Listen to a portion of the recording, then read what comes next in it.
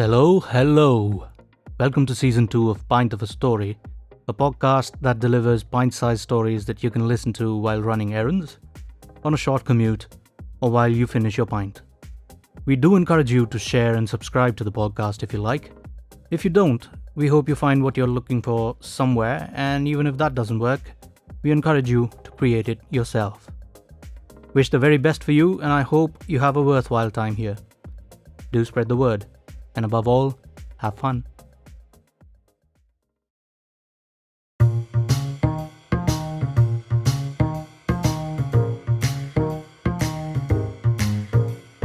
Tales of grandeur, immoral and pure, greed and secrets, passion and glory. The pulse is rising, the plot's surprising, you're captivated, that's the point of the story.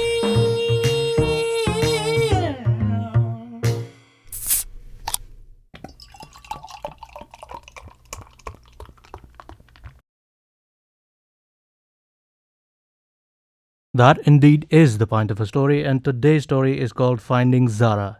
It is written by Lalita Ramanathan and was first published in January 2022 on Penmancy.com. Penmancy.com is a website we deeply care about as they share the same passion as us, which is to provide indie stories a platform to reach as many people as possible. To read this story and many more, please visit Penmancy.com. Your feedback or comments help us get better, and hope you can leave us some. Hope you like this one. Here goes.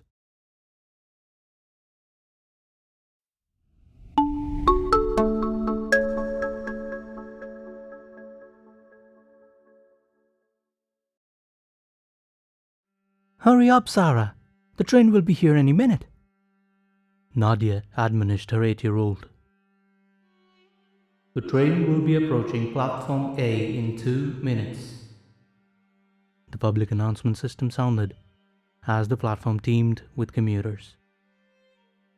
Nadia tried to reach Zara's eye. Zara scowled and turned her head away. After the meltdown they had had earlier this morning, this behavior wasn't unexpected. Zara, we are late. Eat your breakfast. I don't like it, Mummy. It tastes like sticky goo. Stop making my life miserable. As it is, it's bad enough. Zara's eyes had welled, and she clammed up. Why do we hurt the ones we love? Nadia knew that she ought to have a conversation with her child, but there was no time. Perhaps in the evening? Unlikely. She was exhausted most of the days and could barely drag herself to bed. Nadia felt the vibrations of the approaching train. Commuters assumed warrior stance positions to board. Singapore's public transport was efficient, but the mornings required a special brand of grit to secure a footing. Nadia's eyes fell on the signboard that says Bras Basah Station. She had loved watching trains as a child. Papa would bring her to the station every day. It was their thing. He had named her after the Romanian gymnast Nadia Comaneci, who scored a perfect 10 in the Olympics. Nadia, baby, you're perfect. Papa would beam with pride. Over the years, the perfect girl became the perfect disappointment. She eloped with a man Papa did not approve of, and he cut all ties with her. He died heartbroken a few years later. Time had proven that his apprehensions about her husband, now ex, were not unfounded. The doors of the train opened. Zara refused to hold Nadia's hand as they pushed through the sea of humans. Suddenly, Nadia's heel snapped. She bent down to fix it. It took a little longer than she had anticipated. When she stood up, Zara was already on the train. Nadia was about to get in when the automated glass doors shut firmly in her face, denying her entry. Nadia froze as Zara watched her with big, frightened eyes, her face pressed against the glass. She tried banging on the glass, praying that by some magic the doors would open. The people inside were glued to their phones, oblivious to the hustle and bustle outside. Her heart began to sink as the train picked up pace and started moving out of the station. Zara! Nadia ran alongside the train on the platform. Suddenly, Her feet gave way, and the world went black. Nadia opened her eyes. There was a woman in uniform bending over her. "Are you all right, ma'am? You fainted." Zara's face came to her mind. "My daughter boarded the train. She's young and hasn't travelled alone before. She doesn't have a phone. She's wearing a blue pinafore with a white shirt. Please help." "I will contact the train captain. The train has just arrived at Dobigard station. Station staff will enter the train and search all compartments for your child. We will also call her name over the announcement system. While uncommon, this has happened before, and all children have been located. Please get on the next train and head over to Dobigard. Stay calm." Nadia nodded, shakily. How had this morning gone so bad so quickly? Why couldn't the universe cut her some slack for a change? 8:30 a.m. "Madam, we have combed the length of the train. There was no unaccompanied child matching your description. We can't hold the train. It will cause disruption during peak. We will keep transmitting announcements. We will also have staff search for the train in adjacent stations. In the meantime, please file a police report." Nadia dissolved into a fresh pool of tears. Where was the little angel? "We will retrieve CCTV footage from the station. Do you have a picture of Zara?" Nadia's hands shook as she unlocked her phone and looked for a photo. She found one of Zara, her brown eyes twinkling, looking like a miniature version of herself from a long time ago. She handed it over to the staff. Her eyes were hazy with tears, and she collided with an elderly man, sending his suitcase flying. "I'm sorry. I'm searching for my missing daughter," she sniffled. "If you need help, contact me." He handed her his card. Dr. David Yuck, neuroscientist. Nadia looked up at him, confused. "Search within yourself for answers." Nadia rushed away as far as she could. The old man must be batty.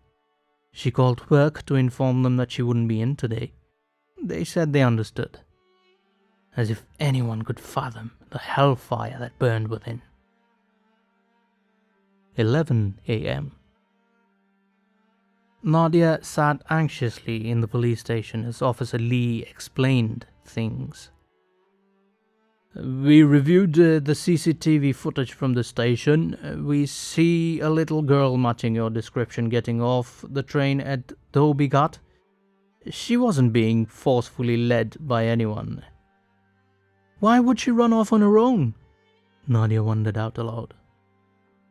"The station is huge with different platforms and different levels. We are trying to find out which exit she took. We will also circulate missing persons posters." Lee cleared his throat uncomfortably. "Is there anyone who would kidnap her?" "No! My ex didn't even fight for custody. He just took off and left Singapore years ago. It's always been just me and her. Who would want to kidnap her?" "Human traffickers, criminals, perverts, that's who," Officer Lee worried silently. "Madam, I suggest you try looking for Zara at her favourite hangout spots. Always keep your phone with you in case she tries to call you through someone else. The next 72 hours are critical. I promise you that I will do everything in my capacity to find her." 2 p.m.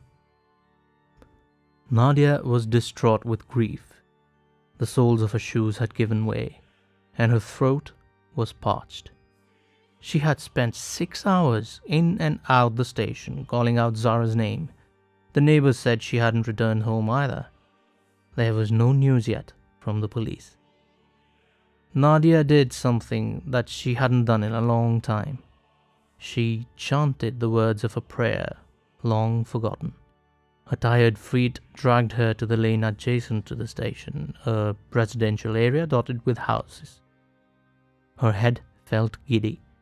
She couldn't remember when she had last eaten. The world went black again. 2:15 p.m. Nadia woke up on a sofa. Standing in front of her was the elderly man she had bumped into earlier, Dr. Yak. His wrinkled face and bushy eyebrows displayed concern. On the wall behind him hung shiny, glossy certificates proclaiming his accolades. "Did you follow me?" she accused. "On the contrary, you collapsed in front of my gate. You look dehydrated. Here, drink this." He thrust a juice box into her hand. She gulped it down. "Did you hear from your daughter yet? Did they check the train?" "She ran out of the station. It's my fault. I made her feel unloved and unwanted." A fresh wave of sobs engulfed her. "All who wander are not lost," Dr. Yak muttered cryptically. Nadia glanced at her phone. It was at 4% charge. "May I borrow a charger? I don't want to miss any calls." "Sure. Charging will take time though. In the meantime, will you hear me out?" Nadia weighed her options. She was stuck here for the next hour till her phone charged. The man didn't seem to be a predator and looked like he genuinely wanted to help her. Why not give him a chance? "I am a neuroscientist and I have dedicated my life to studying brainwaves. I have invented augmented reality system that can feed information into the brain, causing it to simulate scenarios. It's still in the trial stage and is called Augmented Reality Outcome Simulator, or AROS. The human brain is complex. Minuscule, subtle details are embedded into the realms of subconsciousness. AROS magnifies these details in the virtual world you experience. The simulation could be from any point in life, past, present, future, but that is decided entirely by how your brain processes my input triggers. We cannot predict what outcome you will see, but the information you gather may help you find your daughter. Perhaps something your child told you earlier, perhaps a tiny detail in the station that you're not recalling now, perhaps a stranger hovering too close in that compartment. Imagine losing your key and then embarking on a treasure hunt to find that key with clues being provided by your brain." Strangely, parts of what he said made sense to Nadia. "How long does this simulation take?" "Simulations are not recommended for more than 30 minutes, else the lines start to blur. Time follows a different dimension within the simulation. You could be in a virtual world for months, but in the real world, only 30 minutes would have elapsed." "How do I know you're not trying something funny?" "You have my word." "I'm messaging Officer Lee your address. If he doesn't hear from me after an hour, he will come down and isn't going to buy your hocus pocus." Dr. Yak didn't seem concerned. He led her into an adjacent room and asked her to sit on a reclining chair. He attached probes to her head. "I'm going to ask you to close your eyes. Focus on the point in time when you lost your daughter. To exit the simulation, you need to find me in the virtual world, okay?" She closed her eyes. Would this work? Nadia stood at Bras Basar station. The train had just arrived. She glanced at her reflection in the glass and gasped. A woman with a gaunt look and greying hair stared back at her. How had she aged a decade? She asked a nearby commuter. "Sir, what date is it today?" 8 January. "Year?" He looked at her curiously. 2030? Her simulation had taken her to the future. The train doors opened, and Nadia boarded the crowded compartment. The reserved seat was occupied by a young man pretending to be asleep. Some things never change. The train was about to shut its doors when someone managed to squeeze through in the nick of time. She looked 20-ish, sporting red-colored hair, tattoos, and piercings. "Excuse me, you're in the reserved space," Redhead snarled at the man who monopolized the seat. He opened his eyes and yelled obscenities at her. Redhead returned the slurs with such viciousness that the man left in haste. "Auntie, you can sit here," she pointed at the vacated seat. "Thank you. What is your name?" Nadia inquired politely. "Zara." Nadia stared at her in wonder. The same brown eyes, the dimple on her left cheek. Her baby, a grown woman. Zara noticed Nadia staring. "My daughter's name is Zara too," Nadia offered in a way of explanation. Zara turned around, pulled a pair of earphones, and began listening to music, ignoring Nadia. After 30 minutes, she alighted at a station near the seedy Geylang neighborhood. Nadia followed her from a distance, taking care not to be spotted by her. It was getting dark, and the alleys were deserted. The streetlights cast long shadows on the ground. Nadia rubbed her eyes. 2 seconds ago, Zara was ahead of her, but now she seemed to have vanished. Again. She continued her search and bumped directly into her object of pursuit. Zara confronted her angrily. "What's your game? You've been following me for a while. I'm stronger than you, and I will punch you if you pull a fast one. You remind me of my daughter." "A stalker! Stay away!" "Do you remember your mother?" "My mother abandoned me at a train station when I was 8. She's dead to me." Nadia grimaced. Was that the version in this world? She watched Zara's retreating form with a sinking heart. She seemed to be losing her daughter in every version. "What do we have here?" A bare-chested, stocky man with tattoos had appeared. He had a sneer on his face. The bylanes of Geylang were notorious for gang crimes. Nadia screamed. Undeterred, the man came closer. "Hand over your money." She closed her eyes. If she died here, would she return to the present?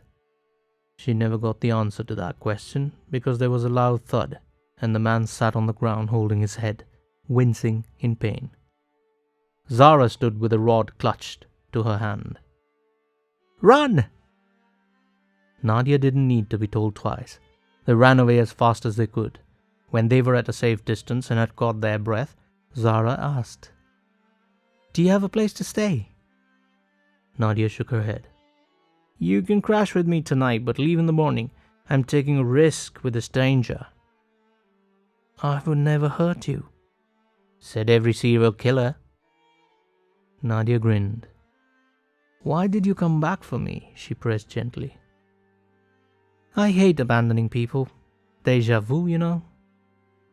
Zara led them to a rundown apartment that had seen better days. She fished out her keys and unlocked it. Dirty clothes, unwashed pots, paper wrappers, and the tattered bed sheets greeted them. Nadia squirmed. "I have some leftover noodles that you can eat. Sleep on the couch in the corner. I had to work at 8. Zara reached the store where she worked as a cashier the next morning. She narrated the incidents of the previous night to her friend Michelle. "I woke up today and I thought I'd been kidnapped. The apartment was sparkling clean, all my clothes folded, and guess what? She even made breakfast for me." "Lucky you." "My thoughts exactly. She wants to stay with me till she finds her daughter, who ran away from home. My landlord doesn't need to know. I could use someone who can cook and clean for free."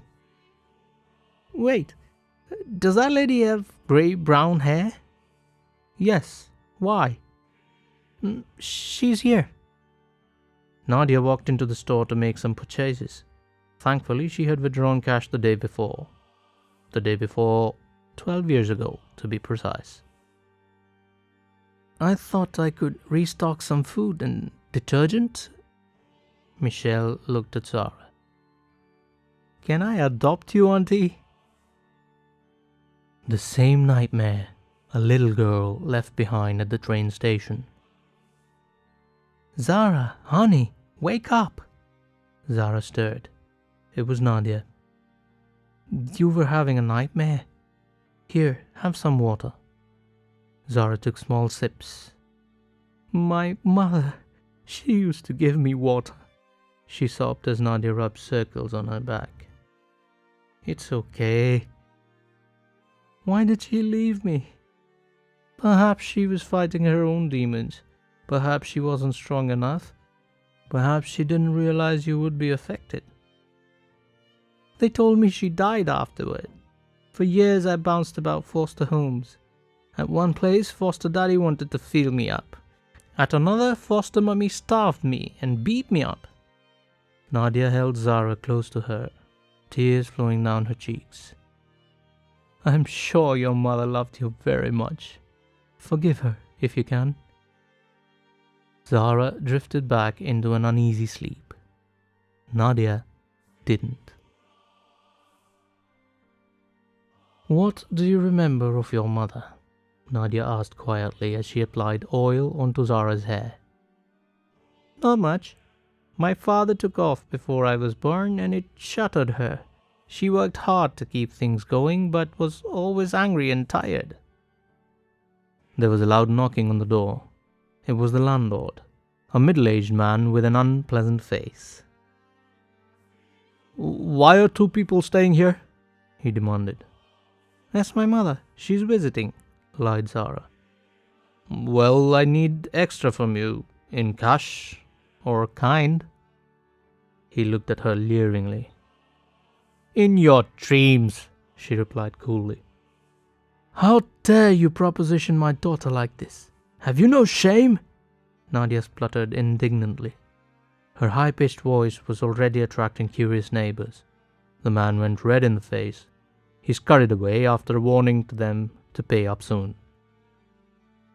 Would Zara be upset about the extra cost? Nadia turned around fearfully.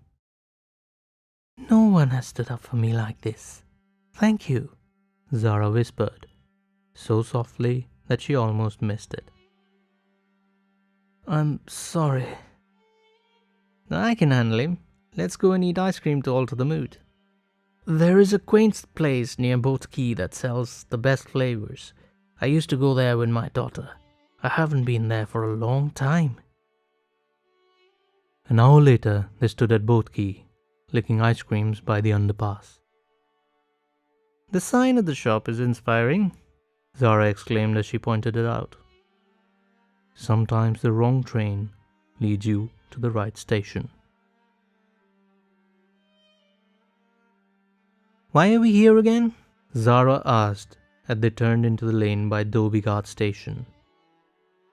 To see Dr. Yak. He knows how to find my daughter. Zara's face fell. What's wrong?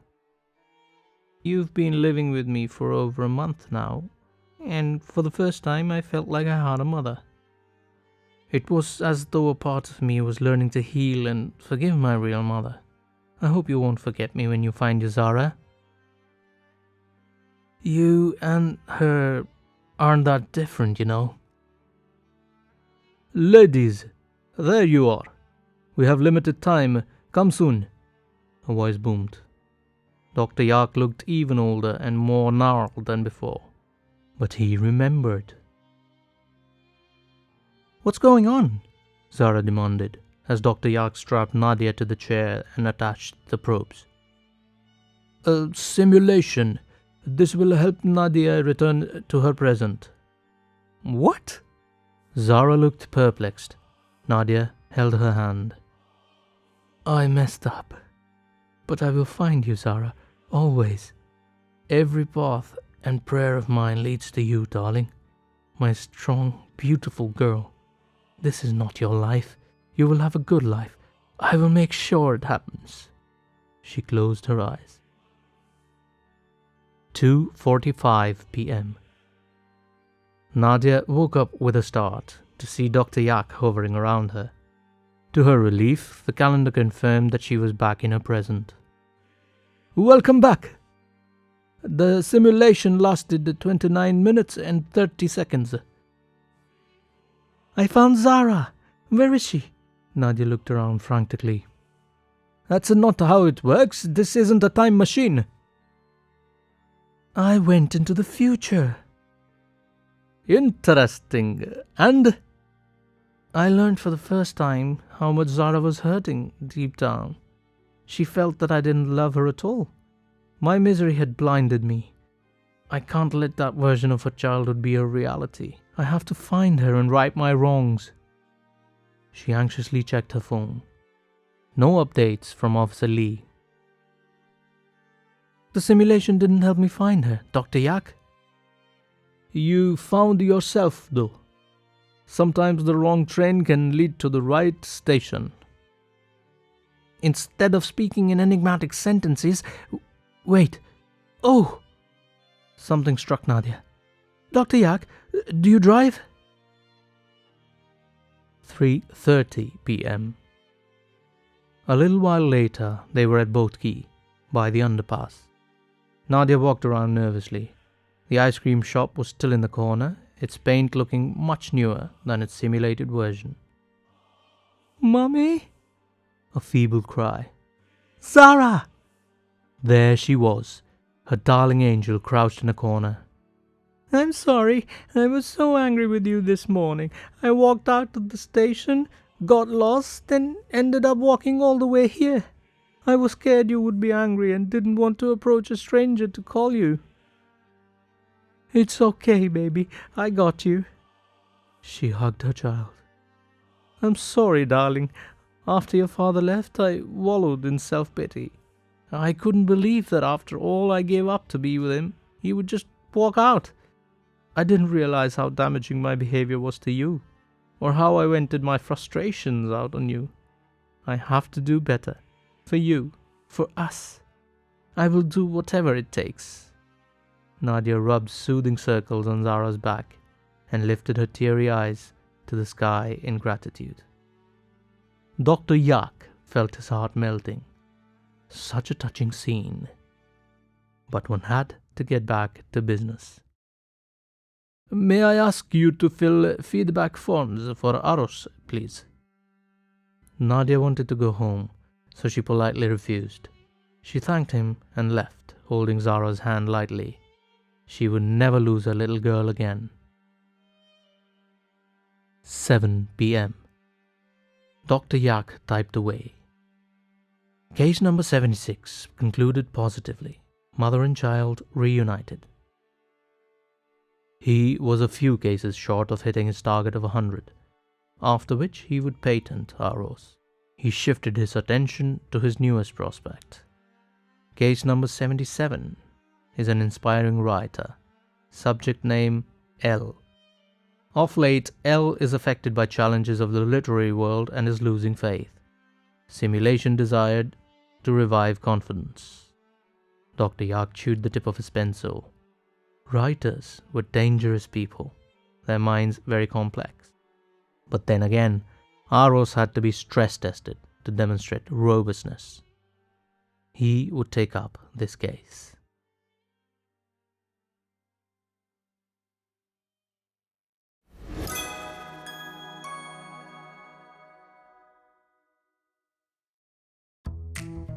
So, we hope you liked that story enough to tempt you to subscribe. We encourage you to share it with anyone else you can think of that would like to hear our stories as well. Please read the description and check out the amazing links we have, including the link to this very story. Thank you for your time, and we hope to see you with our next. In the meantime, remember, if you can't find what you're looking for, create it. Take care.